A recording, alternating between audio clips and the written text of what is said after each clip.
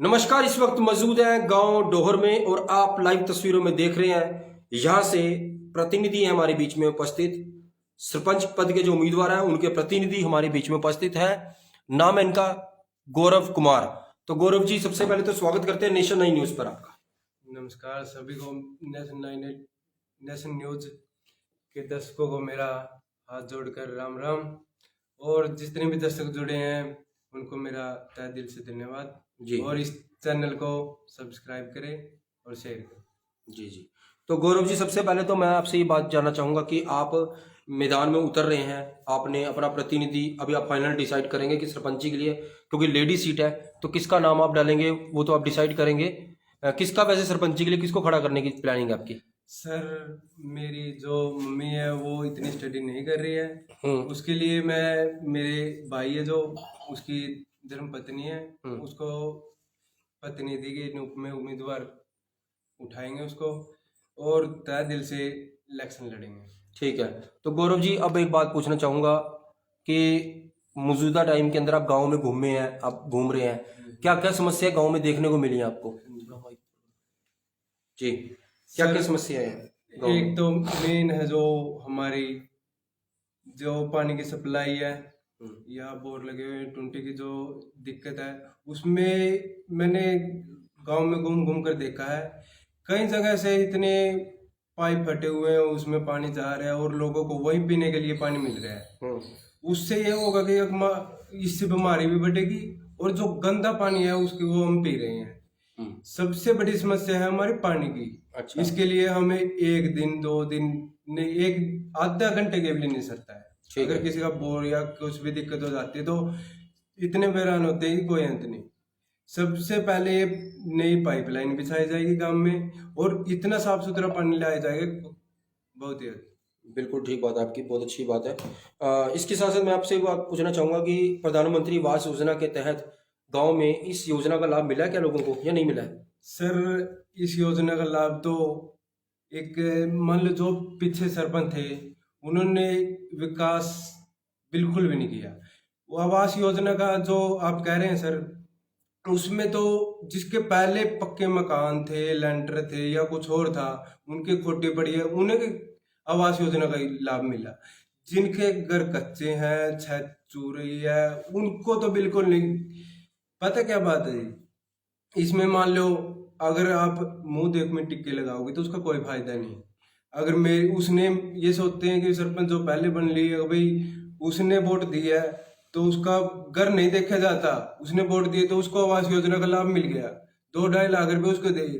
वो इस बंदे को नहीं देखते कि जिसने नहीं वोट दी वो काम का तो है, उसके मकान चोरने लग रहे हैं और दूसरे के आप पक्के मकान है उसको आवास योजना को वो दे रहे हैं। बिल्कुल ठीक बात है आपकी, क्योंकि जिसको जरूरत है वहां तक पहुंच नहीं रही हाँ जी, हाँ जी। योजना। बिल्कुल ठीक बात है। इसके साथ साथ एक बात और पूछना चाहेंगे, आपके गांव में जोड़ों की और सफाई व्यवस्था को लेकर क्या पोजीशन है? सर, जोड़ों की पोजीशन है जो 3-4 मंथ पहले इसकी प्रोसीजर चली थी, उसमें जो सरपंच तो वैसे ही था, सेक्रेटरी के हाथ में सब चीज था। उसमें सर आए और जोड़ के छपेरा को मट्टी लगाई, उन्हें और कोई काम नहीं किया। वो मट्टी अब बैठने लग रही है जोड़ में ही, और जोड़ पहले खाली करवाया, उसका खर्चा अब वो बढ़ गया, उसमें गंदगी उससे भी ज्यादा फैल गई है। इसी करके अगर जोड़ का काम कराना है तो साफ सुथरा 4 दीवारी, वहां पर घास नहीं होना चाहिए और एक साइड साफ सुथरा पानी, एक साइड उसी में मैस जा रही है, उसी में हमारा वेस्टिंग का पानी जा रहा है, पन्ने जा रहे हैं, वो चीज हो रही है। बिल्कुल ठीक बात है आपकी। गौरव जी, आपके यहाँ स्कूल कौन सी क्लास तक है? स्कूल की तो हद से ज्यादा वो है सर, 8वीं तक का स्कूल है मेरे गांव में। अच्छा। और 8वीं तक का स्कूल भी बंद होने के 90% चांस बने हैं सर। ये क्यों हो रहे हैं? हमारे गांव में सुविधा नहीं मिल रही, स्कूल में पढ़ाने के लिए मास्टर नहीं है सर। बच्चे क्या पढ़ेंगे? एक मैडम है जो 2 मैडम है वो सभी स्कूल को संभाल रही है। इससे विकास कैसे होगा? अगर स्कूल में मास्टर होंगे या कुछ और सुविधा मिलेगी, प्राइवेट में भी तो जाते हैं, वहां पर 15-15 हजार रुपये फीस देते हैं एक बच्चे की।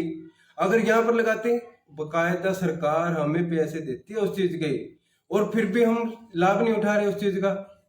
तो क्यों मैं मेरे अगर सरपंच बनने के बाद मैं एक दावा करता हूँ सर, स्कूल में इतनी फैसिलिटी दे दूंगा कि आप प्राइवेट स्कूल भूल जाओगे कि अब भाई प्राइवेट स्कूल में नहीं, हम तो सरकारी में डालेंगे।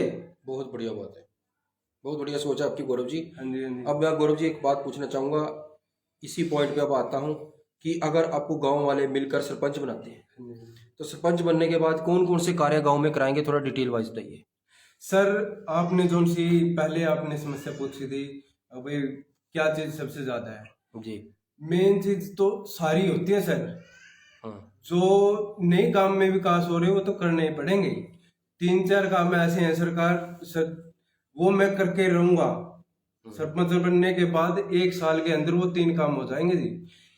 पहला काम है जो ये पानी वाला, सभी पाइपलाइन के कार्य चालू हो जाएगा, या साल में हो या 2 साल में वो कंप्लीट हो। ठीक है। दूसरा कार्य है मेरा, एक चीज है स्कूल की। मैं स्कूल के प्रति बहुत हूँ, हमने भी उसी में स्टडी की है। 8वीं लग उसमें हम पढ़े हैं, आगे 10वीं लग और कहीं गए हैं। हमने पता है कि धक्के कितने खाए हैं। जाते वक्त स्कूल में लेट हो जाते थे तो मास्टर पीटते थे।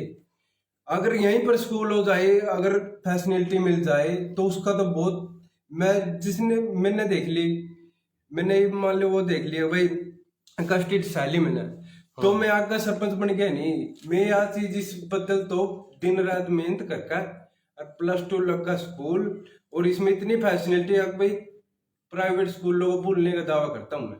बिल्कुल ठीक है। शमशान घाट के ऊपर क्या काम करवाएंगे, सड़कों पे क्या काम करेंगे, थोड़ा गलियों वगैरह पे। सर शमशान घाट वाली तो ऐसा है, अगर हमारे गांव में जो भी सरपंच बनता है शुरू में शमशान घाट की तरफ जाता है, वो जाते ही थोड़ा बहुत सफाई कर दी या वो कर दी, उसका एक ऐसा शेड्यूल बनाओ ना, उसमें एक ब्रांड बनवा गया हमने, उसमें इतना सड़ैंद उठ रही है कि कोई अंत नहीं। वहां पर बैठने के लिए बनाया था वो, ये तो नहीं है भाई वहां गोबर पड़े रहो, किसी के गोसे रखे हो, इस चीज के लिए नहीं बनाया। इतनी फैसिलिटी दो कि भाई वहां बैठे भी जा सके 2 मिनट, अगर कोई रेस्ट करना चाहता है वो रेस्ट भी कर ले, अगर किसी की डेथ होती है या फिर वो अब किसी के चक्कर आ रहे हैं वहां पर लिटाया भी जाए। अब मान लो कि वो तो बना दिया, मैं एक इस चीज के बारे में कहना चाह रहा था, अभी वहां पर एक बंदा की ड्यूटी लगाओ, मंथ में 4-5 हजार भी महीने में मिल जाएगा, कोई दिक्कत नहीं ऐसी। लेकिन वहां पर ड्यूटी लगेगी तो उसकी संभाल होगी ना, वहां पर गोबर होगा ना किसी के घोंसे रखे जाएंगे और भी कुछ, अगर ड्यूटी लगेगी तो। बिल्कुल ठीक बात है। इसके साथ साथ अगर हम बात करें युवाओं के लिए, अगर आप सरपंच बनते हैं तो क्या कोई खेल कूद का मैदान या व्यायामशाला कुछ ऐसा सोचते हैं? सर आप हमारे गांव में किसी से पूछ लेना, मैंने कबड्डी भी खेल ली है और मैंने रेस भी मारी है। इस चीज में युवाओं के लिए तो जो चीज मैंने वो कर ली नहीं, अब आप ये कहोगे कि भाई दोबारा दोबारा यही कर रहे हो, ये सभी कामों में मैं लिख रहे हूँ जी। रेस मैंने मारी, कबड्डी मैंने खेली, दिहाड़ी मैंने कर ली, सारी चीज सारे काम कर ली। लेकिन मेरे मन में ये चीज है युवाओं के लिए भी, और जो कोई खेलना भी चाहता है मैं उसको एक पूरे दावे के साथ कहता हूँ, अगर आप एक कल्ला लड़का भी, अकेला लड़का भी तैयारी करना चाहता है तो उसको तैयारी नहीं, वो स्टेट भी खेल लेगा, मेरा इतना दावा है सर। बहुत बढ़िया बात है, यानी कि आप पूरा बच्चों के, युवाओं के करियर के ऊपर फोकस करेंगे। हाँ जी, हाँ जी। तो क्या अपने गांव में सरपंच बनने के बाद कोई व्यायामशाला वगैरह बनवाएंगे? सर जगह है आपके पास यहाँ पर पंचायती जमीन? पंचायती जमीन है जी, यानी कि 35 किले हमारे। तो बना सकते हैं? हाँ जी, हाँ जी, कोई दिक्कत नहीं। तो अगर सरपंच बनते हैं तो क्या कोई खेल कूद का मैदान या व्यायामशाला कुछ ऐसा सोच रहे हैं? सर पहले तो व्यायामशाला की एक बात और है, अगर मैं स्टेडियम बनाने की सोच रहा हूँ, अच्छा। उसमें व्यायामशाला भी आ जाएगी, उसमें रेस का ग्राउंड भी आ जाएगा और कबड्डी का ग्राउंड भी आ जाएगा, क्रिकेट का भी आ जाएगा। मान लो उस स्टेडियम में हर एक सुविधा मिलेगी जी खिलाड़ियों के प्रति। ठीक है। कम्युनिटी हॉल वगैरह शादी ब्याह के लिए गांव में कुछ ऐसा है प्लानिंग? वो भी है सर। मेरी सोच ये है कि अगर सरपंच बनने के बाद एक मिनी हॉल बनाया जाएगा। मिनी हॉल का मतलब है कि अगर किसी के भी शादी है, अगर वो किसी के भी पास जगह कम है, वो उसमें जाके मिनी हॉल में जाकर वहां पर इतनी फैसिलिटी मिलेगी हलवाई की और जो डेकोरेशन वगैरह का वो काम, और जो मान लो मेज से सब कुछ A to Z फैसिलिटी मिलेगी। उसका रेंट आपको, जैसे मान लो पैलेस का देते हैं हम, लाखों लाखों रुपए में पैलेस करते हैं, तो उसका मान लो मिनिमम, अगर किसी कोई असमर्थ भी है देने में तो कोई दिक्कत नहीं, मिनिमम उसका 5100, 2100, 3100 या 11,000। बहुत बढ़िया सोच है आपकी। इतने देंगे तो, अगर इतने देंगे हमारा कोई दिक्कत नहीं, लगेगा वो मिनी पैलेस में ही, लेकिन इससे होगा कि अब भाई हमें सभी फैसिलिटी मिल गई। बहुत अच्छा एक लगा आज हमें आपसे बात करके कि आप एक युवा यंग होने के साथ साथ एक इतना अच्छा आप विचार रखते हैं अपने गांव के प्रति। तो मैं अब आपसे एक बात और पूछना चाहूंगा कि गांव में कैंडिडेट तो और भी आएंगे, तो इतने सभी कैंडिडेट के बीच में गौरव आपको ही लोग चुनेंगे, आपको वोट देंगे, आपको जिताएंगे, इसके पीछे क्या कारण होगा? सर, मैं एक बाडी जाति से बिलोंग करता हूँ जी। मैं एक बाडी जाति से बिलोंग करता हूँ और हमारे गांव में इलेक्शन है जो वो ओपन कंडीशन में है जी, कि कोई भी खड़ा हो सकता है। हाँ, या फिर जाटो, गुज्जरो, बाडियो, नाइयो, लुहारो, कोई भी खड़ा हो सकता है। लेकिन एक मेरे मन में ये है कि मैंने गांव का विकास करना है, तो उस तरीके पे मैं सुबह जाता हूँ और शाम रात के 10-11 बज जाते हैं मुझे ये है कि मैं दिन रात मेहनत जो अब कर रहा हूँ वही बाद में सरपंच बनने के बाद करूँ और गांव को हरियाणा के नंबर 1 पे लाने की कोशिश करूंगा। क्या बात, बहुत बढ़िया बात है आपकी, बहुत अच्छी सोच है।